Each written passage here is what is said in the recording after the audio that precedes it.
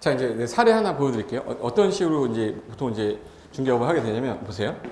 내가 이 사람이 이제 여러분이 중개 자격증을 따잖아요. 내가 자격증을 땄어요. 그럼 중개사무소를 개설할 거예요. 그 개설하는 방법이나 등록하는 방법은 이제 공인중개사법 시간에 배울 거야.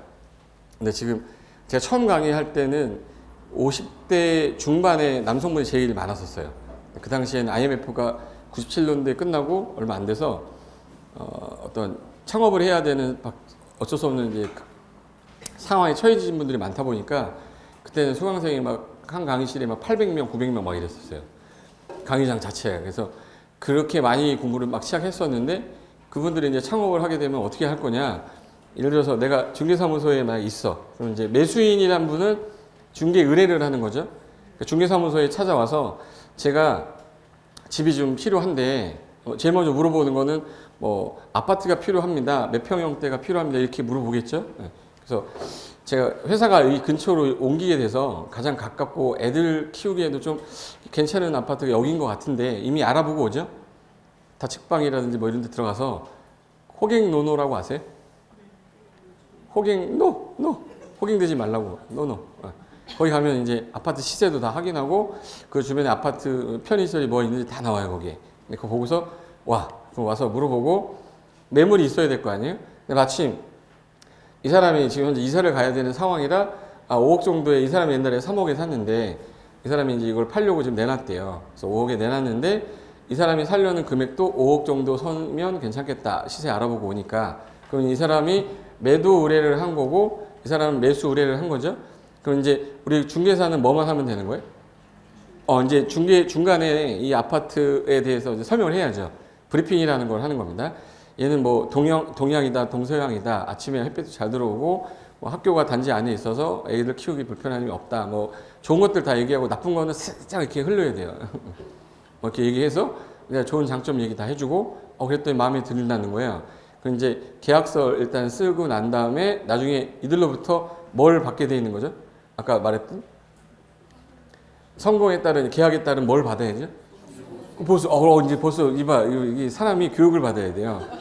수수료란 말을 안 쓰시잖아요. 됐어. 보수라는 걸 받을 건데 그게 금액에 따라 이제 중개사법에서는 요율을 정해놨어요. 금액이 뭐 커지면 뭐 0.9%에서 협의하여 정한다 뭐 이런 게 돼 있는데 금액이 낮으면 확정 요율로 돼 있어요. 근데 그걸 이제 여러분은 외울 거예요, 나중에.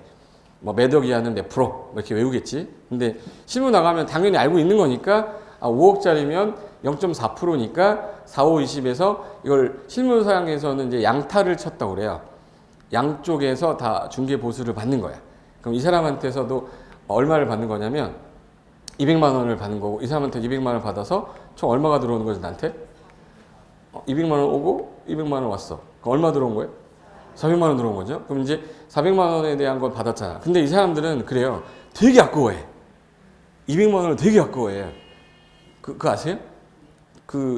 뭐 제가 처음 이제 중개업을 할 때 제가 한양대 앞에서 했거든요. 제가 한양대 나와서 한양대 앞에서 삼보 에스엑 부동산 컨설팅으로 이제 했는데 우리 이제 실장님을 제가 두 분 모시고 했는데 그 한 분이 아침에 왔는데 막 한탄을 막 하는 거야. 원룸 하나 중개를 해줬는데 20만 원이었었어요 그 당시에. 근데 18만 원이 들어있대 봉투에. 그래가지고 막 따라왔는데 안 보이더래요. 그래가지고 전화해가지고 왜 20만 원인데 18만 원밖에 안 넣냐 했더니 무슨 소리 하시는 거냐고. 도둑놈은 뭐냐고. 자기는 20만 원 넣었다는 거야. 또 이제 거기서 또 뭘 할 수도 없고 그 2만 원 때문에 사람 바보 만드는 것 같기도 하고 해서 그걸 막 얘기하시더라고. 그러니까 수수료를 어떻게든 줄이려고 하는 사람들이 되게 많아요. 그래서 혹시 자기가 집 살 때도 중개보수 주는 거 아까웠잖아 솔직히. 근데 반대 입장이 되면 내가 이거를 가서 보여주고 내가 이거 일하면서 이제 뭐 설명도 하고 법적인 지식을 내가 갖고 설명을 다 잘 해줬잖아.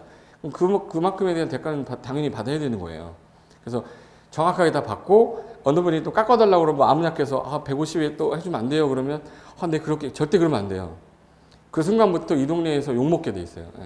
그러니까 이제 제대로 받고 그 다음에 이분이 이제 물어보기 시작해요. 이제 슬슬 제가 옛날에 이거 3억에 샀는데 이 5억 내면 어느 정도 세금 내야 되죠? 양도세 얼마 내야 되죠? 그럼 물어보면 세무사한테 물어보세요. 이래야 돼? 아니면 대략 어느 정도 나올 것 같은데요? 라고 설명 간단하게 브리핑해야 돼? 간단하게 브리핑 해야 되니까 세무 관련된 거 알아야죠. 그래서 자세한 거를 알기 위해서는 저 사람이 집이 몇 채가 있는지도 알아야 돼요. 1세대 1주택자였는지 뭐 다주택자였는지 그런 것들을 파악하고 난 다음에 해야 되는데 요즘에 어플이 너무 잘 나와 있어서 양도세 계산하는 거 몇 번만 치면 바로 나와요. 계산하는 거. 옛날에는 국세청 사이트 들어가서 했는데 지금 그렇게 안 해도 됩니다. 그래서 세무에 관련된 전반적인 지식도 좀 있어야 되고 이 사람은 당연히 취득하니까 뭐 물어보겠네? 취득세 물어보겠죠. 예를 들어서 5억짜리면 500에다가 여러 가지 포함하면 한 800 정도 나올 거예요. 취득세가. 그럼 취득세 800이니까 5억에다가 800 뭐 여러 가지 나오겠지. 그 설명해 줘야 되는데 자세하게 설명할 필요는 없지만 구체적인 거는 이 정도 나올 건데 저희는 중개를 주로 하는 거기 때문에 구체적인 걸 더 알고 싶으시면 소개를 시켜드리겠습니다 하면 돼요. 그리고 이분들이 물어보는 것들 중에 여러 가지 물어봐요. 뭐 그럼 제가 이 아파트를 매입하는 이유가 이 아파트가 지금 현재 32년 됐는데 한 40년 정도 되면은 재건축을 들어갈 거거든요. 그럼 재건축을 하는 과정에서 또 언제 파는 게 좋아요? 뭐 이런 것만 물어봐요. 그럼 재건축의 절차를 알아야 되잖아. 재건축은 하기 위해서는 정비구역이 지정이 돼야 되고 조합 설립이라는 게 돼야 되고 추진위원회 구성이 된 후에 어느 정도 동의가 돼야지 되고 이런 것들에 대한 절차를 내가 알고 있어야지 우리 이 아파트 단지는 현재 재건축을 하기 위해서 추진위원회가 구성이 된 상태입니다. 조합설 인가가 난 상태입니다. 네, 조합설 인가가 나면 재건축은 지위 양도가 안 돼요. 서울에서는. 투기과열지구에서는 조합원 지위 양도가 금지가 돼 있어. 벌써 제가 얘기하는 거 듣기 싫어졌잖아. 맞죠? 예. 근데 이게 실무 나가면 그냥 쓰는 말이에요. 서울은 투기과열지구라서 재건축 아파트는 조합설립 민가가 나서는 조합원 지위 양도가 안 돼. 매매는 되는데. 살 수는 있어요. 근데 나는 아파트를 사게 되면 14억 주고 내가 15억 주고 20억 주고 샀어. 사봤자 이 사람은 조합원이 안 돼요. 청산조합원이 돼요. 현재 법에서 투기과열지구에서는 조합원 지위를 현재 양도할 수 없다라고 법에다 써놨기 때문에. 근데 우리는 그걸 공부하는 거예요. 그리고 나서 시험 문제에 나와요. 그게.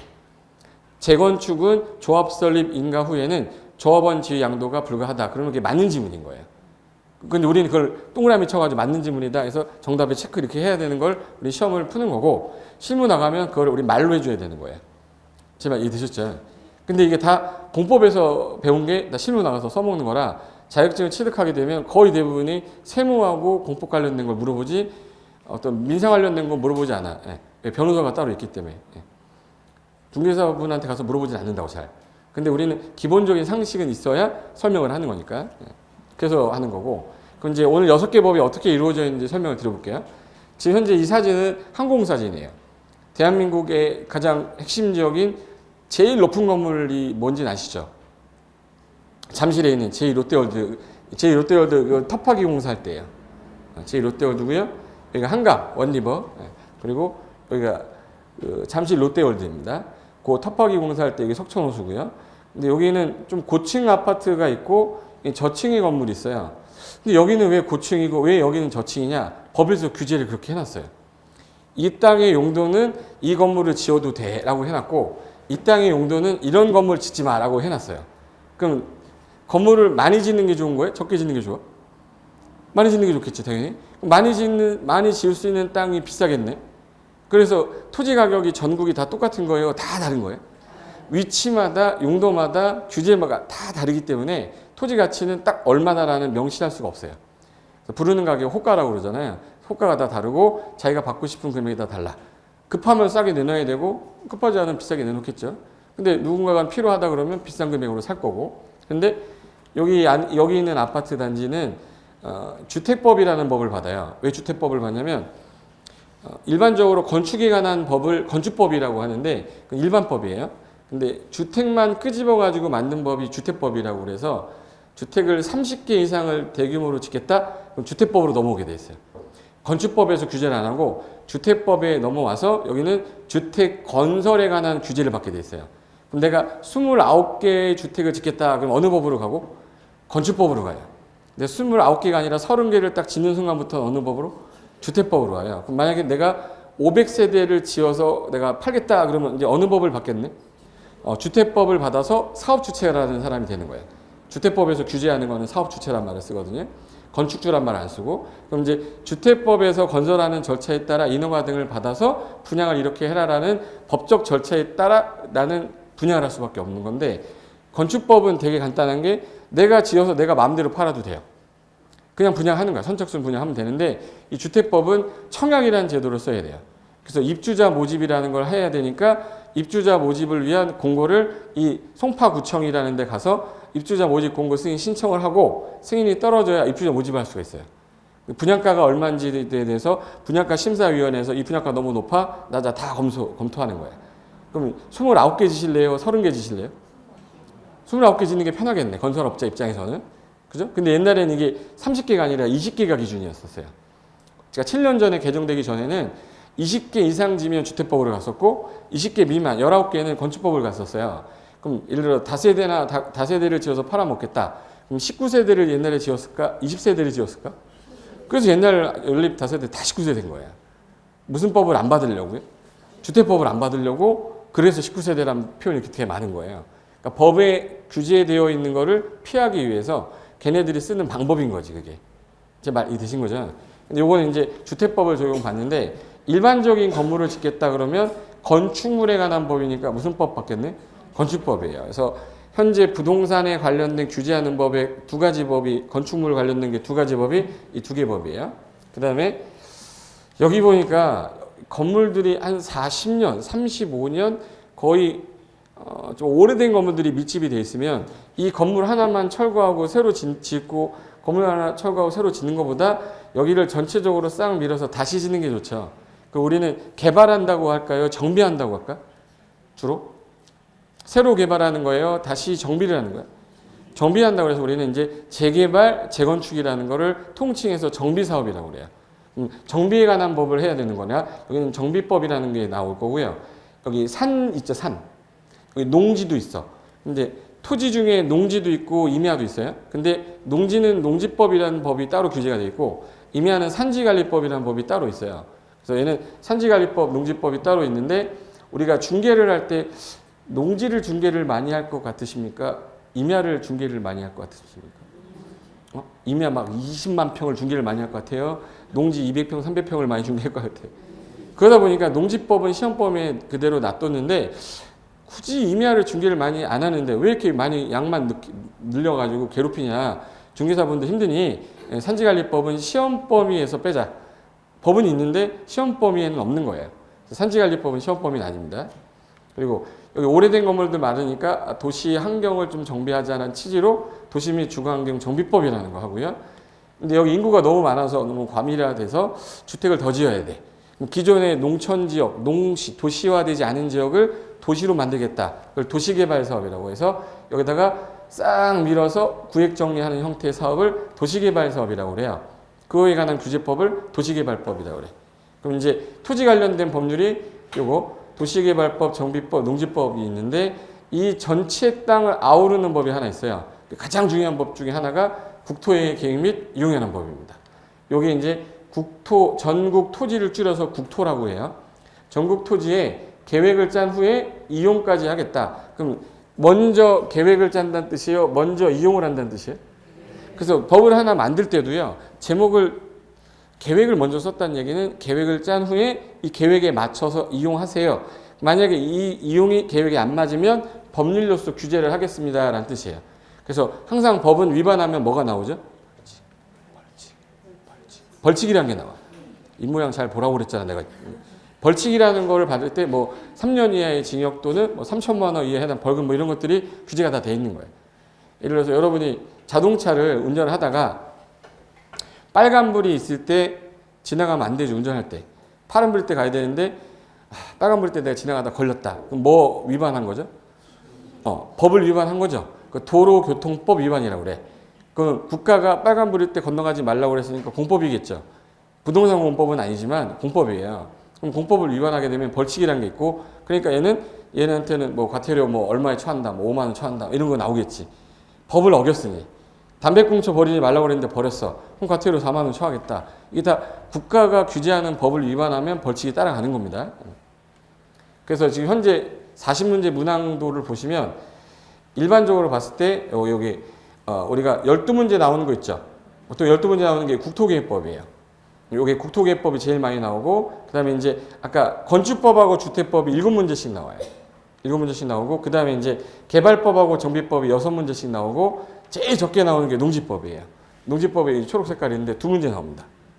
그러면 이제 어느 거가 제일 중요한 법인지 이제 느낌이 왔을 거예요. 얘 몇 문제 나온다고요? 12문제 나와. 그럼 12문제를 다 맞히면 30점입니다. 근데 대부분이 공법은 꽈락만 넘기려고 해요. 그러면 저거 다 맞히고 다른 데서 4문제만 맞히면 합격하는데 지장이 없는 거야, 일단 국토계획법을 제일 열심히 해야 되고, 그 다음에 건축법하고 주택법 중에 일반법이 무슨 법이에요? 건축법이에요. 건축법이 7문제인데 얘가 이번에 되게 어렵게 냈어요. 구석진대에서 되게 많이 냈거든요. 그래서 건축법 같은 경우는 7문제 중에서 보통 이제 3개에서 4개 맞추면 되거든요. 4개를 맞았다. 그럼 일단 10점이잖아요. 그럼 일단 합격선에 일단 들어간 거예요. 나머지에서 플러스 알파 해가지고 플러스 알파파 해가지고 60이 넘어버리면 절대 2차에서 떨어지지 않습니다. 그런 상태로 공부를 하시는 거예요. 나머지 이제 개발법하고 이 정비법은 국토계획법이 먼저 선행이 좀 돼서 잘 되면 여기서 쓰던 용어를 그대로 갖다 쓰기 때문에 이 법이 우선적으로 잡혀 있어야 돼요. 그래서 이제 첫 번째 국토계획법이라는 법, 여기서 중요한 게 계획이 중요한 거예요, 이용이 중요한 거예요? 그래서 이제 너무 기니까 줄여서 국토계획법이라고 할 거예요. 그리고 건축법이라고 이 2개 법이 가장 중요한 법이고, 그 다음에 차후에 이제 나머지 법들은 조금씩 할 거고, 농지법은 수업 시간에 하는 거 2문제 나오니까 용어 정리랑 좀 나올 수 있는 것들만 제가 정리하라는 것만 수업 시간에 앉아서 듣고 가시면 돼. 근데 내가 집에 농지가 좀 있어서 농지법 할 때 너무 재밌는 거야. 농지법 하면 미치게 재밌는 거야. 그래도 하지 마세요. 2문제 나와. 그러니까 농지법은 하라는 부분까지만 하고 버리시면 돼. 결론은 이제 2가지 법 위주로 하겠다 하십니다. 그래서 평균이 일단은 꽈락이 40점이니까 16문제를 맞히셔야 되는데 40점에서 요 60점 사이만 맞아도 일단은 성공인 과목이 부동산 공법이에요. 내용이 어려운 것보다는 뭐가 많다고? 양이 많아요. 양이 많아서 그러니까 그 부분만 아시면 돼. 자, 그러면 이제 대한민국의 땅에 관련된 거랑 건물에 관련된 거를 국가가 규제하는 법을 부동산 뭐라고 부르고? 공법. 그러면 나와의 관계를 규제하는 거는 이건 사법이니까 민법 양민 교수님께서 설명을 해주실 거고, 이제부터 혹시라도 여러분이 땅을 샀는데 만약에 건물을 지려고 했는데 인허가가 안 나온다. 문제가 발생한 거죠. 그런 경우에는 저한테 오셔야 되는 거예요. 근데 땅을 샀는데 매도인이 나한테 주기로 한 날 약속을 어겼어. 문제가 생겼잖아요. 그럼 그 문제는 저한테 오시면 안 돼요. 양민 교수님한테 가서 이런 문제가 생겼는데 어떻게 할까요? 이렇게 하면 양민 교수님이 이거 이렇게 하시면 돼요 라고 설명해 줄 거예요. 선생님이 다르기 때문에. 무슨 말인지 아시겠죠? 그러니까 이제 바라보는 눈이 다르기 때문에 그래요. 그럼 이제 이거는 이제 강남이 아니라 이번에 강북으로 왔는데, 아까 쪽에 본 거는 저 강남을 본 거거든요. 강남하고 강북의 차이점을 딱 보니까 조금 뭐가 부족하지 않으세요? 도로가 되게 좀 좁고 좀 기반시설이 좀 열악하잖아, 그죠? 여기 보시면 여기는 좀 개발이 안 됐어. 왜 개발이 안 됐냐? 도시라고 해서 다 개발해 버리면 숨쉴 공간이 없잖아. 그래서 도시 안에도 보존할 땅이 있어요. 그걸 녹지지역이라고 합니다. 그래서 녹지지역으로 저는 보존을 좀 하고, 여기 지역 같은 경우는 기존에 이런 동네였는데 싹 밀어서 다시 고층화시켜서 기능을 올린 지역이에요. 정비 사업을 한 지역입니다. 근데 여기 지역 같은 경우는 오래된 것들이 몰려 있으니까 싹 다시 밀어서 구획을 정리 한번 해서 다시 건물을 올리겠다. 그럼 얘 건물을 올리면서 공지가 나오겠죠. 공원도 만들고 주변에 학교도 짓고 뭐 이렇게 해야 될 거 아니에요. 그걸 정비 사업이라고 해서 재개발 재건축을 해가지고 아파트를 다시 한번 지어보겠다. 이런 게 정비 사업이었었어요. 이렇게 이제 아파트 다 짓는 거. 그래서 이제 이렇게 진행을 할 때 옛날에는 법이라는 게 완비가 되지 않은 상태에서 문제가 발생하니까 법은 점점 갈수록 진화되는 거거든요. 처음에 법이 10개밖에 없었지만 살다 보면은 100개, 1000개 늘어나게 돼 있어요. 왜? 규제라는 거는 늘어날 수밖에 없는 게, 똑똑한 애들이 나와서 현재 법이 없으니까 이런 짓을 해. 이건 나쁜 거야. 그럼 법을 다시 만들어서 규제를 하겠죠. 그러다 보니까 법은 자꾸 늘어날 수밖에 없어요. 그리고 개정이 되고 필요 없는 거는 폐지해서 또 신설을 하고 뭐 이렇게 하는데, 그동안 문제가 됐던 게, 여기 혹시 난개발이란 말 들어본 적 있을 거예요. 이제부터 토지 관련된 설명을 할 건데, 계획성이 없이 무작위로 개발이 된 형태를 난개발이라고 그래요. 그냥 개발해놓고 나중에 보니까 이렇게 하면 안 됐는데, 그거를 국가가 후회를 해본 적이 있었어요. 그래서 이제 법을 다시 한번 통폐합을 했는데, 여기 혹시 지도를 딱 보시면, 앞으로 공법은 지도를 많이 보시면 이해하는 속도가 되게 빨라요. 용어를 앞으로 내가 도시란 말을 되게 많이 쓸 건데 도시 그러면 특별시도 있고 광역시도 있고 근데 혹시 양평군이란 말 들어봤죠? 양평군이 어디 위치돼 있어? 근데 그런 게 감이 없는데 양평군이 동쪽에 있어요? 서쪽에 있어요? 이것도 모르는 사람이 이해가 빠르겠어요? 안 빠르겠죠? 양수리라고 들어봤어요? 양수리 가서 먹어봤죠? 양수리 팔당댐 가봤어? 근데 그런 개념이 없는 사람들은 아무리 얘기를 해도 대우가 안 돼. 보시면 혹시 서울이 큽니까? 경기도가 큽니까?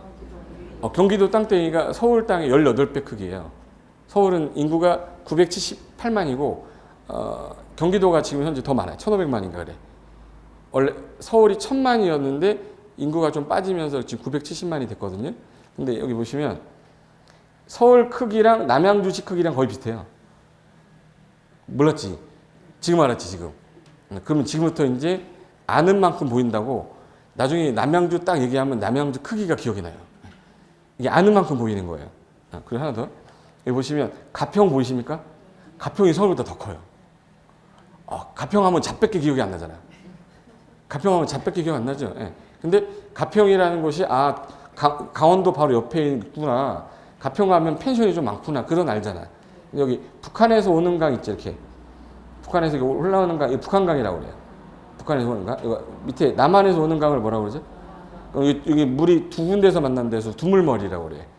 양수리라고 그래요. 거기 이제 그쪽이 이제 그럼 서울의 인구부터 여기 이제 경기도에 있는 사람들이 먹는 식수죠. 그럼 여기는 개발해야 됩니까? 개발하면 안 됩니까? 여기서 오줌 싸면 돼? 안 돼? 안 돼요. 그럼 여기는 자연 보전 권역으로 개발하지 마라. 수도권 정비계획법이라는 법을 만들었어요. 수도권에만 강력하게 규제를 하겠다 해서 이 오른쪽에 있는 라인은 수도권 정비계획법상 자연 보전 권역으로 돼 있어요. 그리고 서울하고 인천, 부천, 여기 과천, 여기 성남, 그리고 의정부 일부, 남양주 일부, 고양시 여기가 인구가 좀 많이 몰려 있어요. 그걸 과밀 억제 권역이라고 그래요. 그래서 인구가 너무 과밀하니까 만약에 어떤 개발을 했을 때 인구를 촉발시키는 것 중에 가장 대표적인 게 대학교하고 공장이거든요. 공장하면 일자리 때문에 들어오고 대학 애들이 들어오잖아. 그래서 과밀 억제 권역에서는 대학의 신증설이 안 돼요. 그래서 서울에 대학교가 신설이 된다는 말 요즘 못 들었죠. 못 듣는 이유가 과밀 억제 권역이라 안 돼. 그러면 과밀 억제 권역이 아닌 지역에만 대학이 들어가야 돼요. 그래서 연세대학교가 송도로 옛날에 간 거고요. 이화여대가 파주로 가려고 했던 거고 서울대가 시흥으로 간 거예요. 네, 과밀 억제 권역이 못 들어가니까. 제 말 이해되신 거지? 그래서 현재 법에서는 과밀 억제 권역이라는 걸 뒀는데 그럼 여기가 과밀 억제 권역이면 요 위쪽은 성장관리 권역이고 요 밑에가 성장관리 권역이에요. 앞으로 키워나가겠다는 뜻이에요. 그럼 신도시는 요 위에 아니면 어디겠네? 아래에. 그래서 지금 현재 신도시 발표된 데가 다 성장관리 권역이 돼 있어요. 파주의 운정 뭐라고 그러죠? 신도시. 양주 옥정 신도시. 김포 신도시 있죠. 인천의 검단 신도시. 수원 광교 신도시. 검단 화성의 동탄 신도시. 평택 신도시 들어봤죠? 위례 신도시랑 다 어느 권역이에요? 성장 관리 권역이에요. 이게 이제 법에 정해 놓다 보니까 그렇게 된 거예요. 그럼 광주 같은 경우는 신도시가 나올 수가. 근데 광주에 있는 땅을 산다. 그럼 이거 힘든 사람이야. 땅을 사도 앞으로는 그래도 신도시가 들어오거나 산업단지가 들어오는 지역에 토지를 매입하는 게 맞잖아요. 어차피 내가 공부를 하면서 재테크도 해야 될 거 아니에요? 다들 그래도 한 10억씩 갖고 계시잖아. 어디다가 내가 투자할 건지에 대한 판단을 할 때 그래도 좀 개발의 가능성이 있는 데다 매입을 해놔야죠. 근데 여기 보시면 서울의 인구가 너무 많아서 서울에 진입할 때 우리가 서울시 기본계획 보시면 서울시 기본계획에 종로 중구를 CBD라고 해서 도심이라고 하거든요. 그리고 여기 여의도 있어요. 여의도. 섬같이 옛날에 돼 있던데 거기가 그 도심이고 이 강남 쪽이 이제 도심이에요. 그래서 CBD, YBD, GBD라고 그래요. 들어본 적 있어요? 확대해 볼게요. 여기 서울특별시라는 특자 위쪽이 종로 중구예요. 거기가 이제 여기가 이제 종로에서 CBD고 여기 YBD 여의도 여기가 그 일자리 많은 뭐예요? 강남이에요. 강남이 GBD라고 그래요. 강남에서 GBD라고 그래요. 그게 3도심인데 일자리가 제일 많은 데가 어디죠? 강남이잖아. 그럼 신도시가 만들어졌을 때 강남 진입하는 길이가 제일 가까운 데가 집값이 제일 비싸겠네. 그럼 이제 옛날에 1기 신도시 중에서 강남으로 진입하는 데가 제일 가까운 데가 어디였을까? 분당이죠. 그러니까 분당 아파트 제일 비싼 거야. 이기 신도시에서 제일 비싼 데는 당연히 어디겠니? 판교잖아. 판교가 제일 가깝잖아요. 그러니까 일산의 아파트 가격이 지금 평당 1,800인가 그러는데 분당이 2,300인가 2,500인가 그래요. 똑같이 분양했는데 가격 차이가 뭐 80만 원 차이밖에 안 났는데 근데 판교는 지금 3,000이 넘었어요. 근데 판교보다 더 가까운 놈이 위례예요. 위례. 근데 위례는 아직 완공이 안 끝났잖아. 나중에 끝나고 나면 판교보다 더 세질 놈은 위례야. 강남 진입이 더 가까우니까. 그럼 내가 나중에 아파트 사겠다 그러면 어디로 가야 돼? 위례로 가야 돼요. 근데 위례는 벌써 피가 2억이 넘게 올랐으니 뭐 옛날에 들었어야지. 결론은 뭐냐면 지도상에서 보게 되면 지금 현재 여기 쭉 내려오다 보면 성남이 분당이 가까운데 성남은 비싸. 어디로 갈 수밖에 없냐면 광주는 좀 아니어도 어디로 가야지? 용인이야. 수원은 비싸죠. 그래서 옛날에 사람들이 그러면 좀 싼데 개발이 가능한 땅이 용인인데 용인이 수원의 한 3배인가 4배 크기예요. 용인이 땅이 엄청 커요. 근데 그럼 용인 쪽에 개발을 하고 싶은데 문제가 발생했던 적이 있었어. 용인을 확대하면 여기 용인시예요. 용인시가 이렇게 됐어요. 이렇게. 이번에 제일 2019년 1, 4, 2, 4, 3, 4분기 중에서 땅값 제일 많이 오른데 이번에 발표났는데 1위가 어디예요? 1. 땅값 제일 많이 오른 지역. 여기 원산면이에요. SK 하이닉스 들어왔는데 대우가 안 되는데? TV를 안 보나? 이번에 땅값 제일 많이 오른데 원산면이에요. 원산면이 왜 많이 올랐냐면 SK 하이닉스에 들어가면서 그게 신도시래. 거기 이제 공장이 들어가면 일자리가 많아지잖아요. 주변에 땅값이 올라가게 돼 있거든. 그러면 왜 거기에 갑자기 올랐냐? 뭔가의 개발 계획이 나오면 땅값은 같이 오르게 돼 있어요. 근데 그 전까지는 수지 이쪽이만 좀 개발이 좀 됐었지만 여기가 미개발지였단 말이에요. 근데 옆에가 바로 밑으로 가면 안성이고요. 왼쪽이 평택이고 여기 화성이에요. 동탄 쪽 이쪽이에요. 그러면 화성 그럼 뭐 떠올라요? 잃어버려. 이제 연쇄살인 하면 안 되고 화성하면 동탄 떠올라야 돼요. 화성에서 지금 동탄이라는 걸 키우려고 얼마나 노력을 했는데. 화성하면 이제 뭐 개발 계획도 엄청 많고요. 경기도권에 공장이 제일 많은 데가 화성이에요. 그건 알고 계셔야 돼. 전 세계가 가장 주목하는 도시 1, 2위가 화성시예요.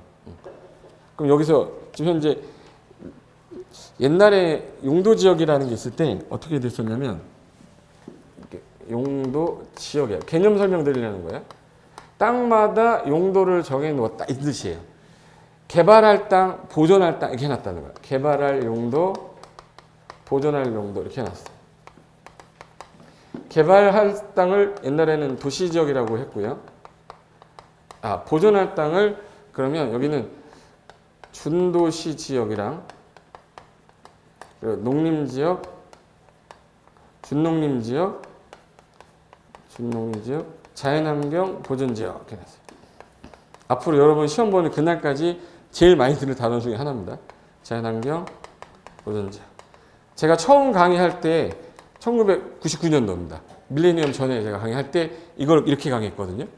그때 강의할 때는 5가지 용도 지역이었었어요. 그래서 얘네들은 4가지는 보존할 땅이었고 도시지역은 개발할 땅이라 법에서 도시지역은 개발을 좀 하시고 여기는 보존을 하는데 얘는 개념이 2가지로 돼 있었어.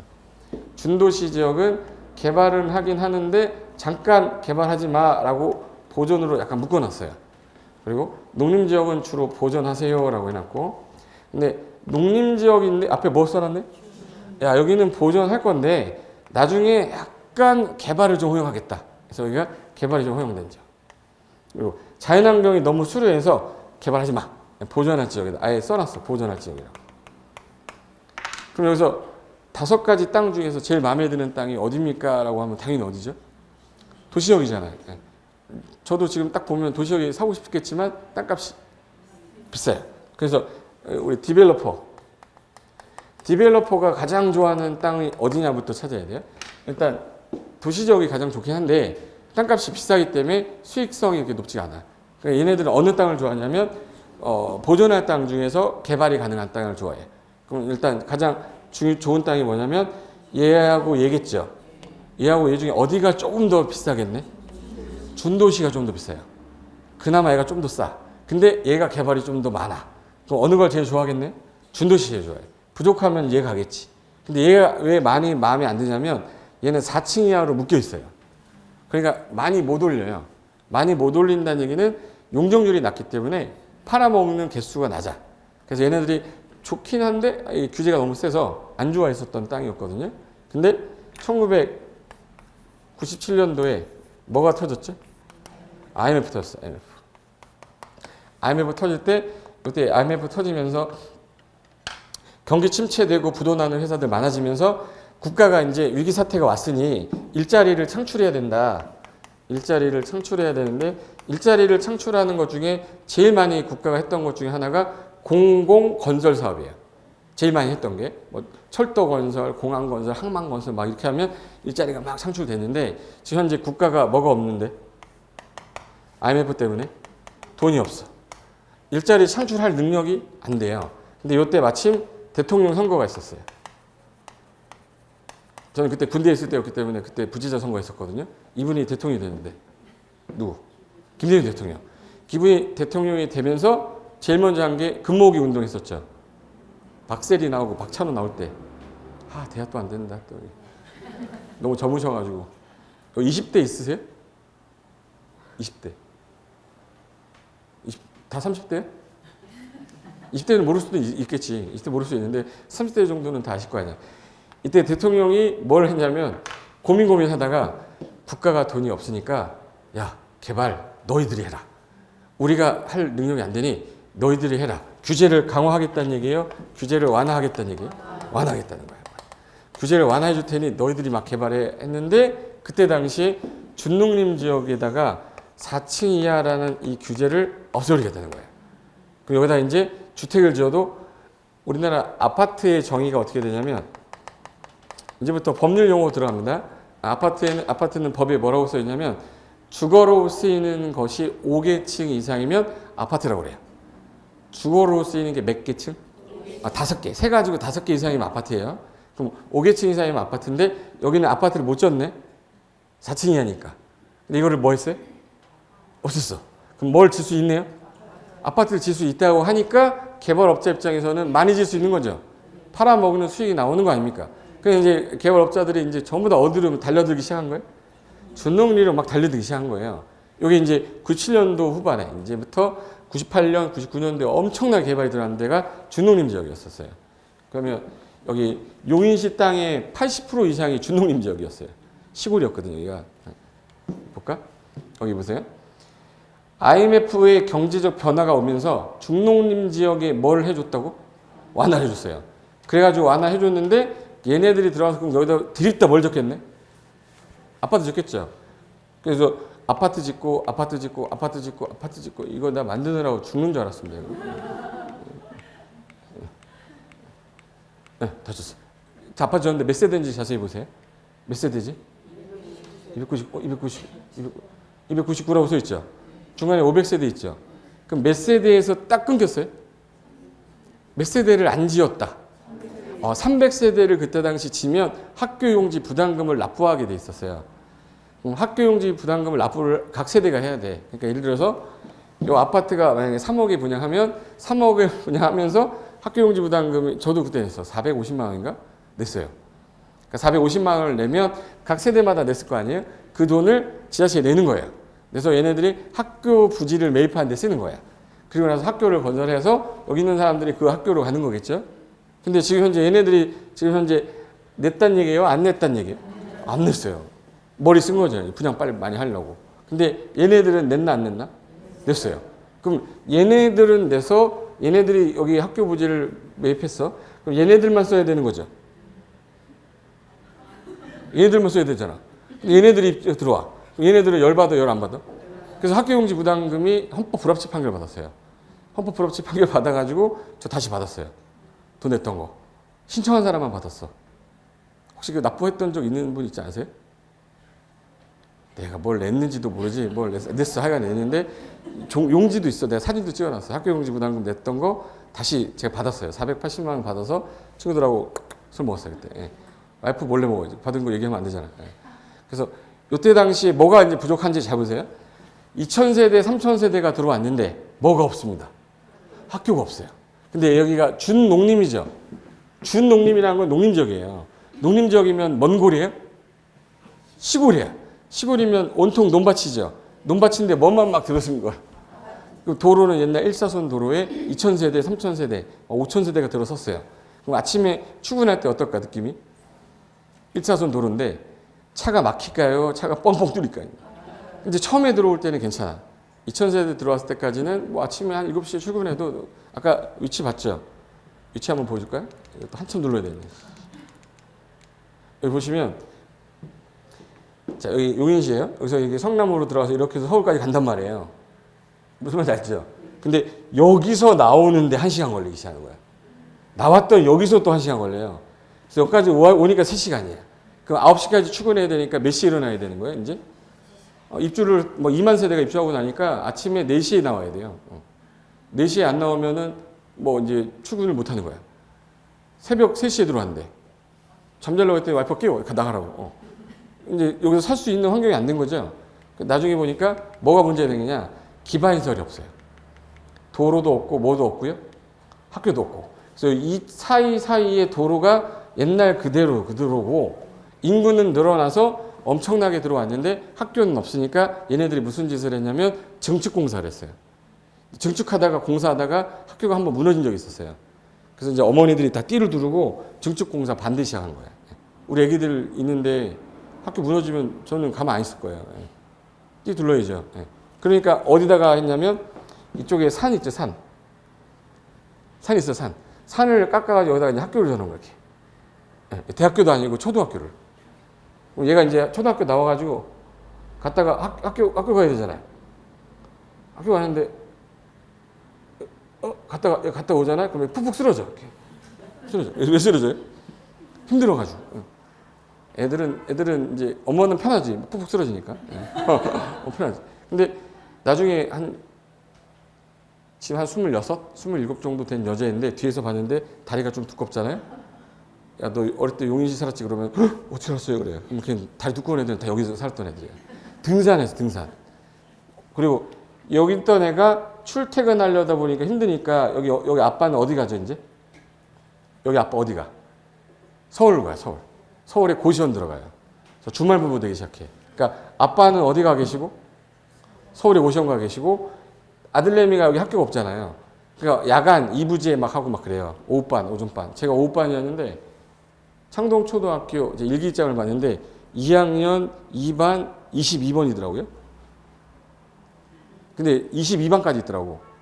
근데 오후반이었어, 제가. 44개 반. 근데 그렇게 많았었어요. 오후반이었어. 애들하고 타치하고 들어갔는데.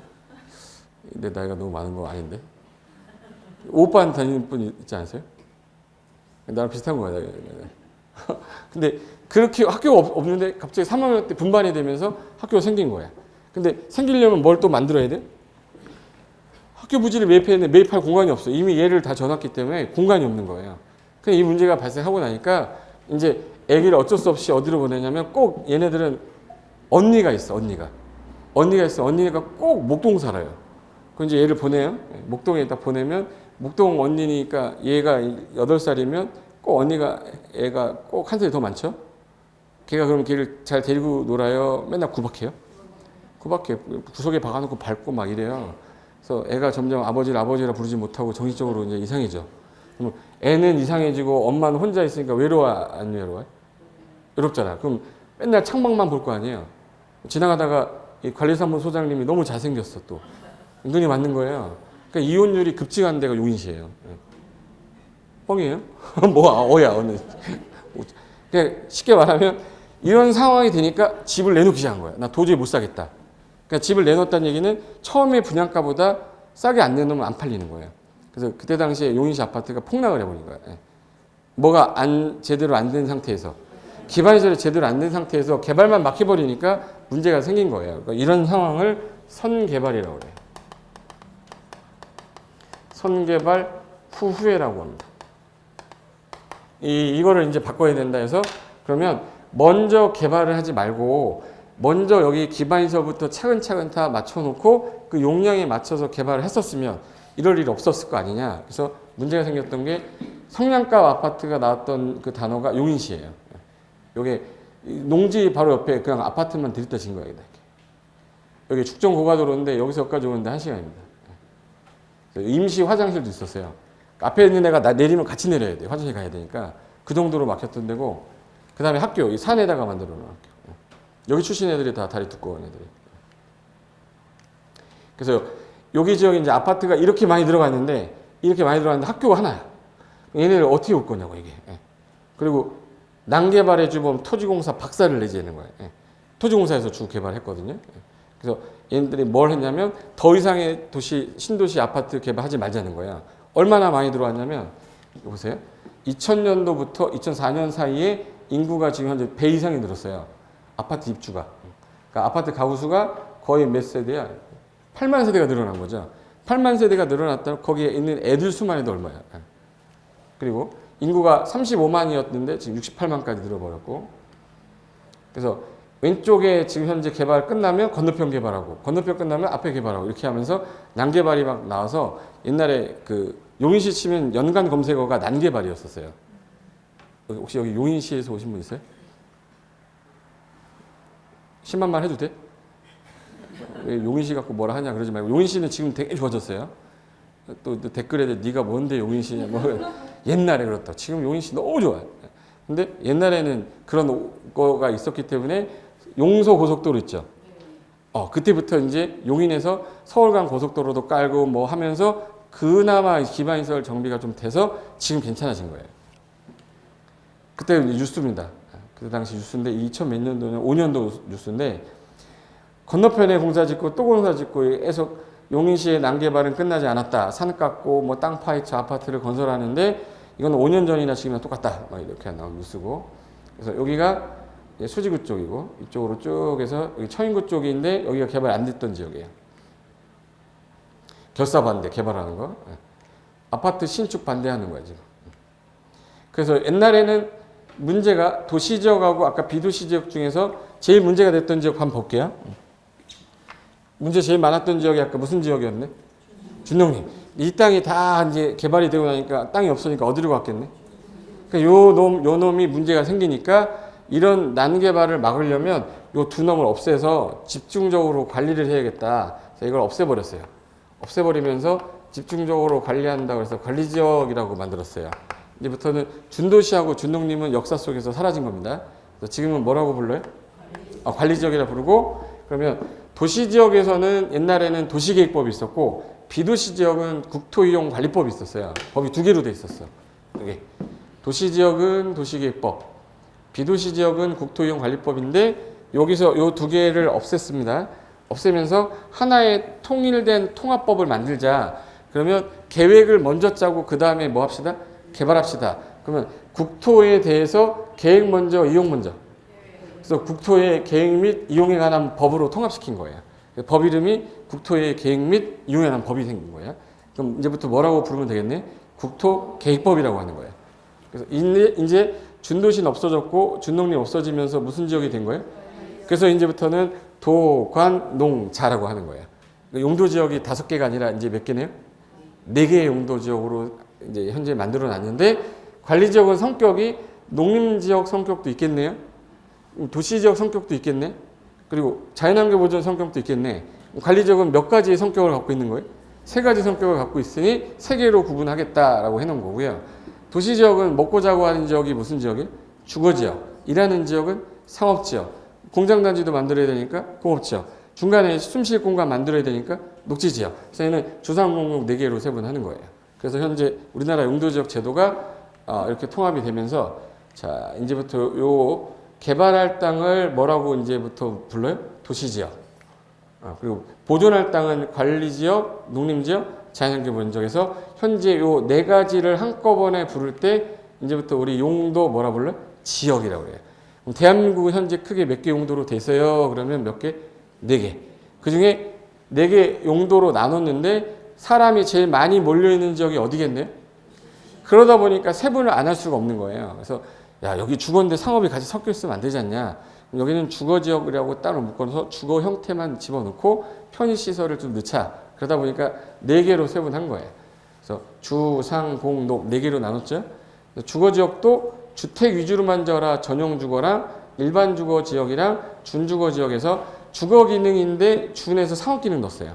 여러분이 딱 봤을 때 어느 땅이 제일 좀 약간 좋아 보이세요? 이건 주거 기능만 넣었어. 일반 기능도 들어간 주거 기능이고 상업 기능도 들어갔대요. 준주거 제일 비싸겠죠. 땅값 제일 비싸요. 예. 그리고 상업지역은 중심상업, 일반상업, 유통상업, 근린상업인데 중심 업무지구라는 종로 같은데 예. 일반상업지역, 유통단지 뭐 이런 거, 근린지역 서비스 공급하는 거. 공업은 공장만 짓는 고해성 공업을 전용공업이라고 하고요. 공해가 좀 안 나는 공업을 일반공업, 다른 기능 넣은 거를 중공업이라고 해요. 그리고 웬만하면 개발하지 마세요가 녹지지역인데 절대 개발하지 마세요가 보존녹지고, 농사라도 져라 생산녹지고, 주상공 용지가 부족하면 풀겠다가 자연녹지예요. 이 셋 중에서 어느 땅이 그나마 개발이 조금 가능하겠네? 그러니까 자연녹지 땅이 그나마 좀 비싼 땅이에요. 그러니까 용도지역 자체가 뭐냐에 따라 토지 가격이 이따 정해지는 거예요. 그리고 관리지역은 아까 성격이 몇 개? 3개. 3개인데 도시 성격도 있고 농림 성격도 있고 자연환경 보존지역 성격도 있댔죠. 그럼 여기 자연환경 보존지역의 키워드는 뭐예요? 그럼 보존해서 관리한다 해서 보존관리지역이라고 그러고요. 농림지역은 농산물, 임산물 생산지역이죠. 얘 준해서 관리한 지역을 뭐라고? 생산관리. 그리고 도시지역으로 개발하려면 이제부터 아까 먼저 개발하고 그 다음에 후회하자고 그랬어요? 먼저 계획 짜고 개발하자고 그랬어요? 그래서 90년대에서 넘어올 때 2000년도에 지금은 국토교통부인데 옛날에는 건설교통부였어요. 건설교통부 슬로건이 뭐였냐면 계획 없는 개발 없다, 난개발을 방지하자였어요. 슬로건이. 그래서 선계획, 후개발해서 앞으로 개발하려면 반드시 뭐 짜고 오세요? 계획. 그래서 얘를 도시로 편입할 땅을 계획 짜는 지역에서 계획관리라고 하는 거예요. 계획관리는 옛날에 준도시를 말하는 거고 생산관리는 옛날에 준농림을 말하는 거예요. 여기서 제일 좋은 땅이 뭐겠네 그럼? 계획관리예요. 계획관리는 건폐율이 40% 정도 주는데 얘 나머지는 20% 정도밖에 안 줘요. 같은 100평 있어도 얘는 40평을 짓는데 나머지 20평밖에 못 져. 어느 땅이 제일 비싸겠네? 그래서 계획관리가 제일 비싼 거예요. 현재 그래서 이렇게 나눠놨는데 전용주거지역이라고 해놓고서 단독주택이 있고 옆에 공동택이 올라가면 1조 제한 걸리죠. 그래서 안 되겠다. 단독하고 공동을 구분하자. 그래서 전용은 1종, 2종 두 개로 구분했어요. 전용은 몇 개로? 1종하고 2종으로. 그리고 일반 주거지역 같은 경우는 낮은 거랑 중간인 거랑 높은 거를 세 개로 구분했습니다. 법에서는 저층, 중층, 중고층 이렇게 해놨어요. 그래서 1, 2, 3종으로 구분했기 때문에 1종은 4층 이하고요. 2종은 중층 이하에서 한 12층 정도. 3종은 층수 제한이 없어. 어느 땅이 제일 좋은 땅이네? 그래서 3종이 그래서 제일 비싸요. 그리고 대규모의 21층, 25층 아파트는 다 3종 일반 주거예요. 현재 이걸 쭉 세보니까 21개 용도 지역이에요. 그래서 전국은 21개 용도로 세분이 돼 있다. 그래서 대한민국은 크게 4개 용도인데 9개로 세분하고 총 시행령에서 세분한 게 총 21개 용도로 돼 있다 해서 대한민국 21개 용도로 현재 구분이 돼 있는 거고 어느 지역을 가든 저 한 개 중에 뭐 하나는 적용이 돼 있어요. 여기 땅도 관농자는 아니겠지. 그죠? 예. 서울시는 도시지역으로만 돼 있거든요. 도시지역 중에서 여기 땅은 주상공록 중에서 어느 걸 것 같으세요? 응? 공업지역은 아니겠죠? 녹지지역도 아니고 주거 아니면 상업이겠지.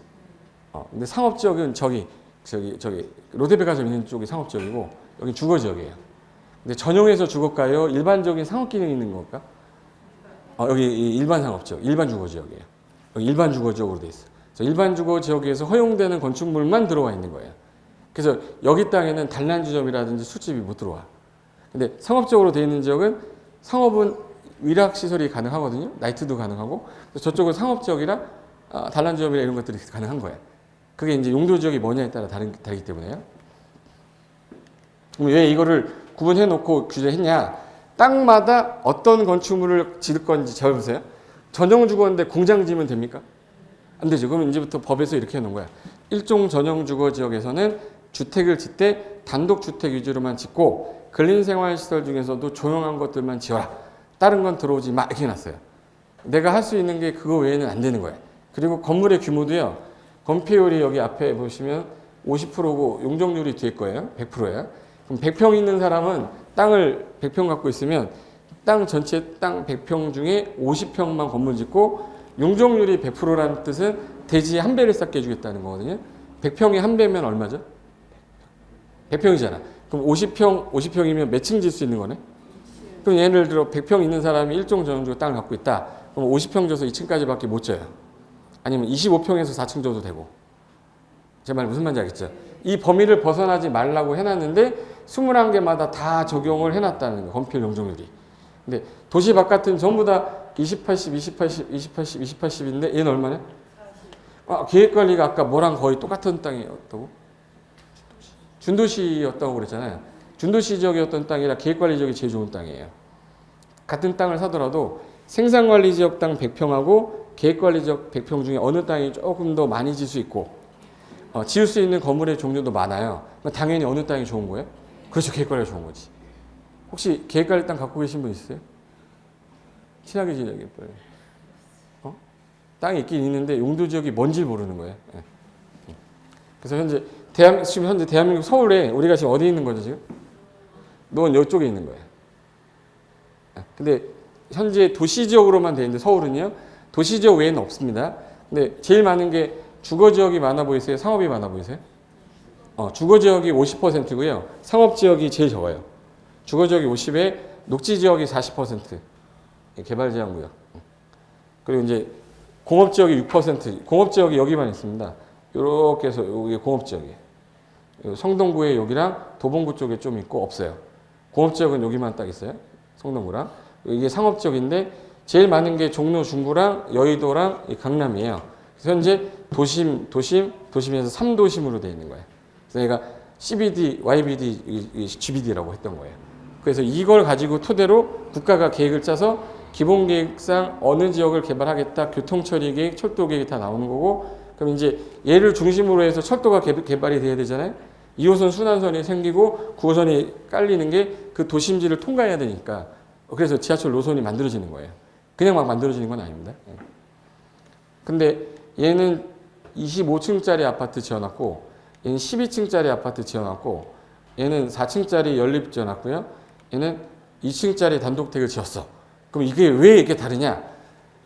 얘가 3종 일반 주거지역이라 이걸 지은 거예요.